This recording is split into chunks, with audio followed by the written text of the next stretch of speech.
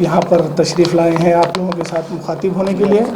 आज की press meet का मकसद 2-3 दिन पहले सियासत न्यूज़पेपर में एक न्यूज़ आई थी, इसको सोशल मीडिया पे भी वायरल किया जा रहा है। इसमें मुसलमानों के कायद BRS के market yard chairman JJR Rahman, Waqf protection committee Anwar Pasha साहब बैठकर एक इंटरव्यू दिए। इस ताल्लुक से कुछ चीज़ें मैं आप लोगों को बताना चाह रहा हूँ। मार्केट यार्ड चेयरमैन साहब कह रहे हैं कि श्रीनिवास गौड़ साहब पिछले 9 बरस से ज़ायद अरसे में अक़लियतों बलखुसूस मुसलमानों को तालीमी माशी व समाजी तरक्की के लिए जो काम किए हैं, इसकी मिसाल मिलना मुश्किल है। इनके दौर में महबूबनगर हल्के की मसाजिद, मदारिस, दरगाहों के लिए करोड़ों रुपये के बजट मंजूर करवाए। रहमान साहब से मेरी एक गुजारिश है और सवाल है कि कितने महबूबनगर के मसाजिद, मदरसों और दरगाहों को कितना अमाउंट सैंक्शन हुआ, वो आप बलखुसूस प्रूफ के साथ कितने प्रोसीडिंग है, कितने सैंक्शन है, कितने काम हुए। मुँह ज़बानी जो होने वाले सैंक्शन किए, ऑफिस में बैठ के टाइप कर दिए, मीडिया में फ़ोटो ले लिए, वो नहीं चाहिए। अब तक जो काम हुए वो बताइए प्रूफ के साथ, हवा में बातें मत कीजिए।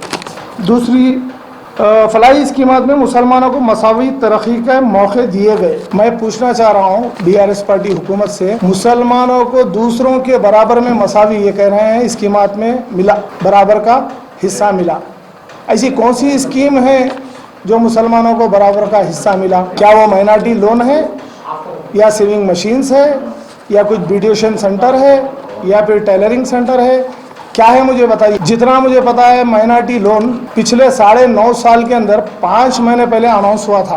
पहला बजट सैंक्शन हुआ था 50 करोड़, दूसरा हुआ था 70 करोड़, फिर उसके बाद लास्ट में 120 करोड़ सैंक्शन हुआ था। टोटल हुआ था 270 करोड़ रुपए। 270 करोड़ में पूरे तेलंगाना में सिर्फ 22 करोड़ बांटा गया, यानी 250 करोड़ रुपए नहीं बांटा गया, सिर्फ मुंह ज़बानी था। शायद CM साहब और हरीश राव साहब सिर्फ मुसलमानों को खुश करने के लिए अनाउंस किए थे। 270 करोड़ आया, 22 करोड़।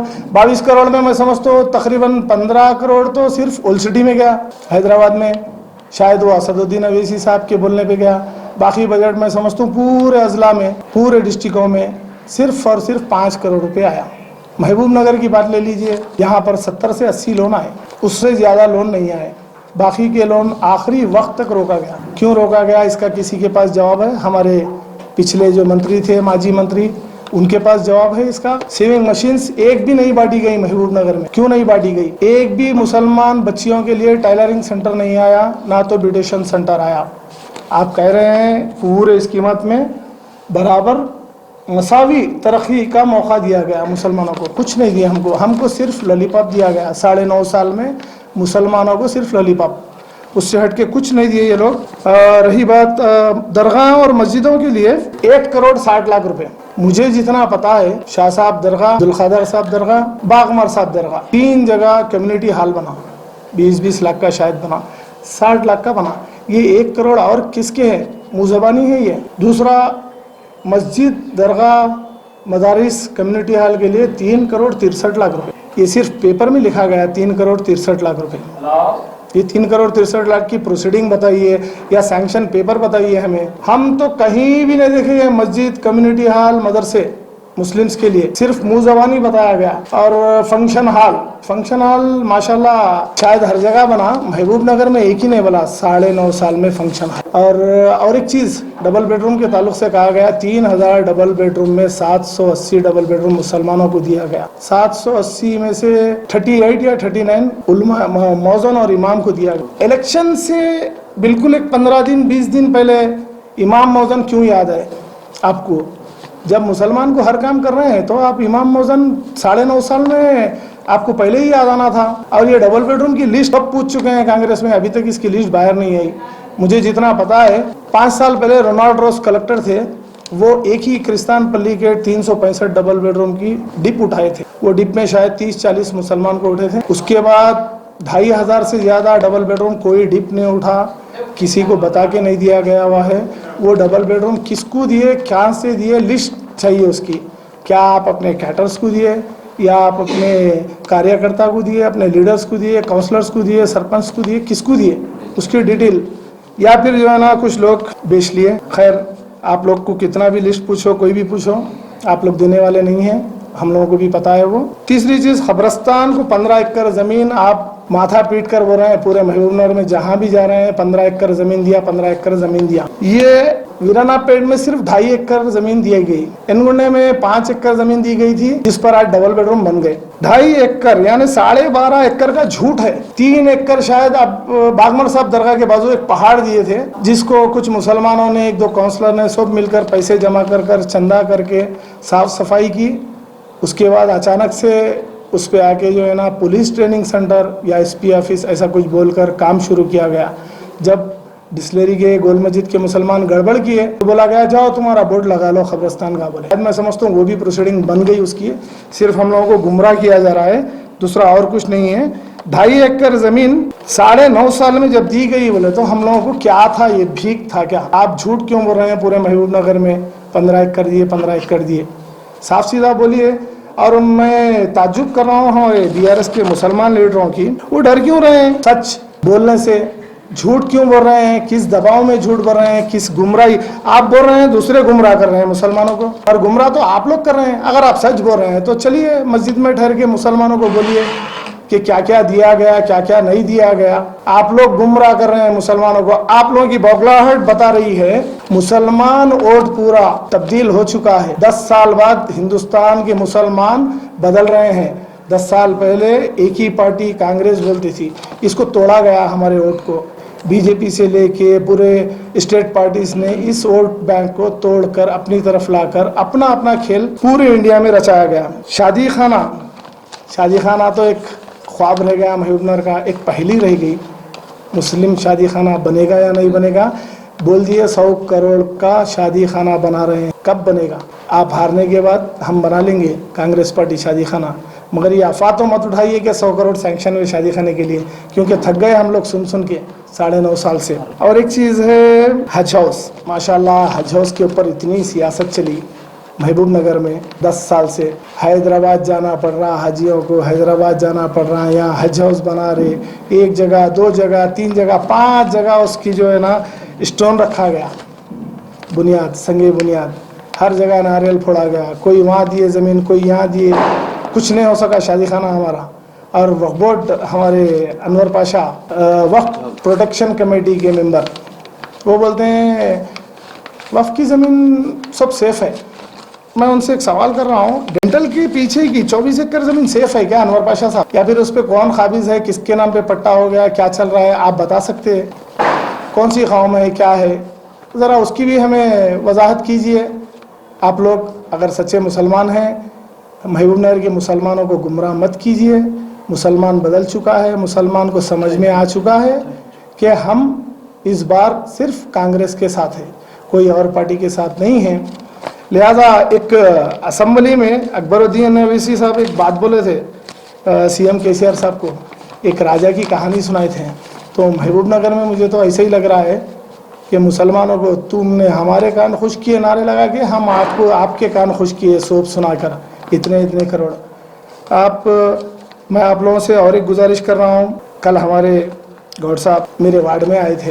पहले अन्ना बोलता था क्योंकि इज्जत करता था उनकी, मगर अब जो है ना शायद मेरे दिल में नहीं रही इज्जत। कल कुछ ऐसे अल्फाज बोले मेरे वार्ड में कि हाथ देने वाले हाथ में चले गए। हम तो 10 साल से साथ दे रहे थे, हाथ तो आप दिए हमारे को 10 साल से। 10 साल में आप जो है ना हमें कुछ भी नहीं दिए, सिर्फ वादा दिखाए, झूठ बोले, ये करते वो करते।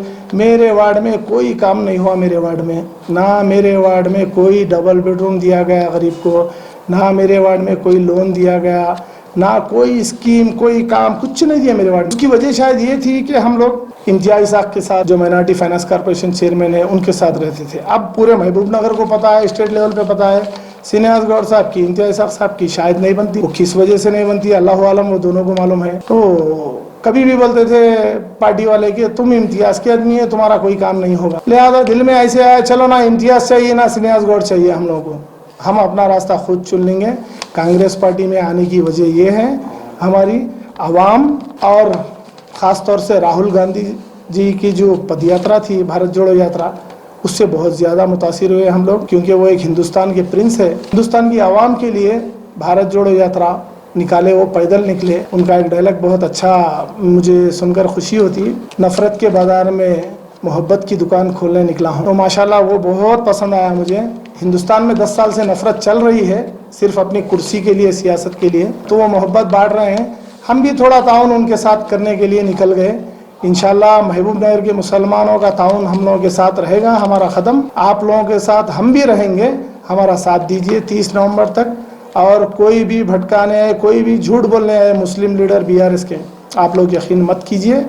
हमारी आपसे गुजारिश है, ये हमारी जो आज की प्रेस कॉन्फ्रेंस है महबूब नगर के हद तक नहीं, आप लोगों से गुजारिश है हैदराबाद और तेलंगाना के पूरे रियासत तक इसकी आवाज़ को पहुंचाइए। और जितने भी भटकने वाले हैं मुसलमान, उनको वापस कांग्रेस की तरफ आने की मेरी दावत है। कांग्रेस को वोट डालिए, इंशाल्लाह भारी मेजॉरिटी से हम जिताएंगे कांग्रेस पार्टी को। खुदा हाफिज। మంత్రి గారు చెప్పడానికి చేతుల్లో చేయించడానికి ఎంత డిఫరెన్సెస్ ఆయన చెప్పారో చేశారో అంతా వివరంగా చెప్పారు మోయిన్ గారు. కానీ మంత్రి గారు ఈరోజు గల్లీ గల్లీలో మీరు అభివృద్ధి నినాదము, అభివృద్ధి మాటలతోన ప్రజలను ఇంకా మభ్య పెట్టాలనుకుంటున్నారు. అవి ఇంకా మీ ఆటలు సాగవు. ఎందుకంటే ప్రజలు మీ పాలనను, రాష్ట్ర పాలనను క్షుణ్ణంగా గ్రహించారు. ఈరోజు మీకు ఆ భయం చుట్టుకున్నది, ఓటమి భయం. పాలన కానీ ప్రజాక్షేత్రంలో తేల్చుకుందామని మేము కూడా ముక్తఖండంతో యువకులు ముందుకొచ్చాము. ఇంకోటి, మీ డబ్బా మాత్రం మామనార్లో మారుమోగుతుంది. నా అభివృద్ధి, నా అభివృద్ధి, నా అభివృద్ధిని చూసి. నీ అభివృద్ధి ఉంటే నువ్వు ఇంట్లో కూర్చుంటే గెలవాలి. నీ అభివృద్ధి నువ్వు డబ్బా కొట్టేయడం కన్నా ఇంట్లో కూర్చుంటే గెలవాలి. ఈ మేకప్లకు అందరికీ తెలుసు. కౌన్సిలర్లకు గల్లీలల్లో డెవలప్మెంట్ చేయకుండా ఓన్లీ రోడ్ పోంటూ పోయేటోళ్ళు అందరినీ చూసుకుంటూ పోయి నువ్వు మీ కౌన్సిలర్లను అందరినీ జీరో చేసుకుంటే నువ్వు ఒక్కనివి హీరో కావాలని ఏదో మెయిన్ రోడ్ పాయింట్ మీద ఆడో 4 బొమ్మలు ప్లాస్టిక్ బొమ్మలు, ఆడో 4 ప్లాస్టిక్ బొమ్మలు పెట్టు, కప్ సాసర్లు పెట్టి ఇది అభివృద్ధి అంటే ఎవరు నమ్మే స్టేజ్లో లేరు. ప్రతి ఒక్కరు ఆరోగ్యపరంగా ఏమన్నా ఇబ్బందులు వస్తే సీఎం రిలీఫ్ ఫండ్, LOCలో అనుకుంటూ మీ ఇంటి చుట్టూ తిరుగుతున్నారు చూడండి. వచ్చిన తర్వాత వాని ఖర్చు అయ్యేటివి ఒక 2 లక్షలు అయితే మీరు ఇచ్చేటివి 50,000, 60,000, మహా అంటే ₹1,00,000. ఆ దాన్ని కూడా వాడిని 100 మంది ముందల చప్పిపిచ్చి వాడిని అవహేళన చేస్తుర్రు.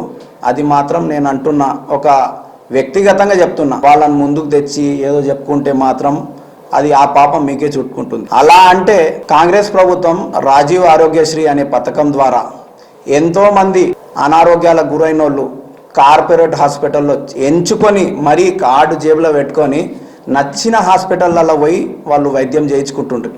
ఈరోజు మీ పరిస్థితి ఏంది? ఏ కార్పొరేట్ హాస్పిటల్కు బిల్స్ చెల్లించట్లేరు మీరు. ఓన్లీ నిమ్స్కు పోవాలి. మళ్ళా దాంట్లో కూడా ఎన్నో లొసుగులు. ఆర్థోపెడిక్ అయితే ఇవ్వము, ఆదాన్ న్యూరోకి అయితే ఇవ్వము.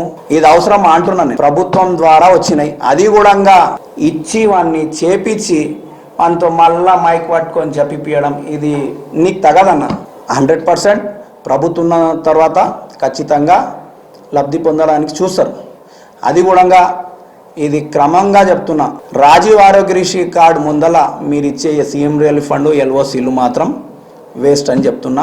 మళ్ళా వాళ్ళ ఇంటి చుట్టూ తిరిగి వాళ్ళ ద్వారా మైకులు పట్టించి వీడియోలలో చెప్పడం మానుకోవాలని నేను ఒక సన్నిహితంగా చెప్తున్నా. అభివృద్ధి ఏందో ఈ కాంగ్రెస్ ప్రభుత్వం ఏర్పడ్డ తర్వాత మీరు కూడా చూడాలని నా కోరిక. ఇంకా చాలా ఎపిసోడ్స్ ఉన్నాయి సినన్న మీ అభివృద్ధి గురించి కానీ ఇంకొక విషయాల గురించి ఒక్కొక్కటి సపరేట్ ఎపిసోడ్లో చెప్దామని అనుకుంటున్నాము. Thank you.